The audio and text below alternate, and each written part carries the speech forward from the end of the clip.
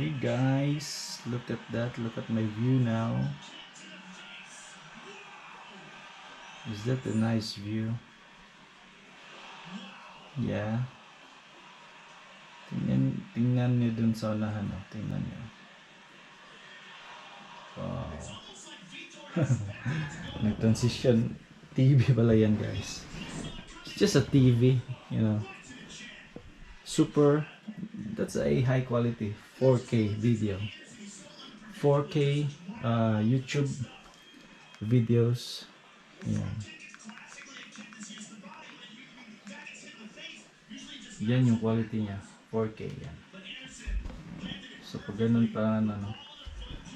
parang nasa tunay na buhay tayo. Pero TV lang pala.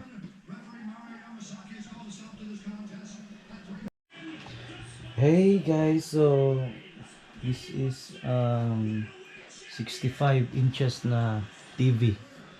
This is a smart TV 4K QLED. So quantum LED TV. Yan, so siguro bumili kayo ng TV na ganito na HD, Full HD or 4K na 65 pero ba't hindi malinaw pagdating niya pag ginamit niyo dun sa bahay niyo. So let's look at this. So yan, this is super malinaw, di ba? So ito lang yung gawin niyo dito sa kanyang settings, kasi may mga ano dyan pag siguro naka 360 kayo kaya di malinaw. Look at that, oh.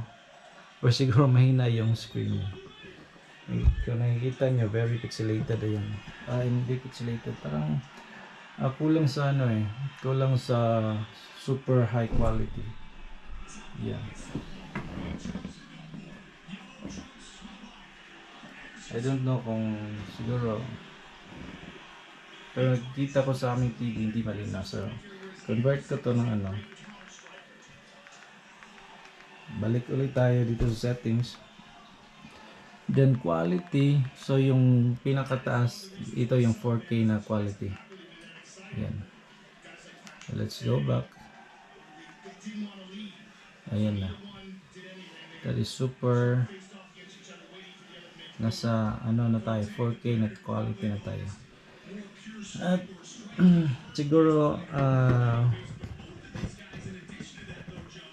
na-set nyo ng ganun, pero ba't hindi naglo-load? So may ganun, nag-set kayo ng 4K na settings, tapos hindi siya naglo-load, hindi siya nag-play. Siguro yung internet niya is mahina, kasi depende naman to sa internet Kailangan talaga ng mabilis sa internet para makagamit kayo ng super high quality, yung 4K. Ayan. So tingnan natin. See, look at that. Look lang pala ito na video na ito. Ayan. So that's the 4K. Siguro yung 65 inches na TV tama lang pang 4K na quality. Kasi pag sobrang laki na yung TV niyo na 90 inches, so far sa market na nakita ko is 90 inches yung pinakamalaki. So pag 90 na, naman, parang medyo malabo na naman yung kanyang mga picture. So yan po, 65 inches, kayang-kaya pa na 4K na quality. Yan. So Samsung yung pinaka magandang picture quality sa sa screen. May pinaka magandang color density, pa yun? Yun ang sabi ng seller. Yan, parang pag malapitan, ayan. Para talaga parang tunay. Pero hindi pala.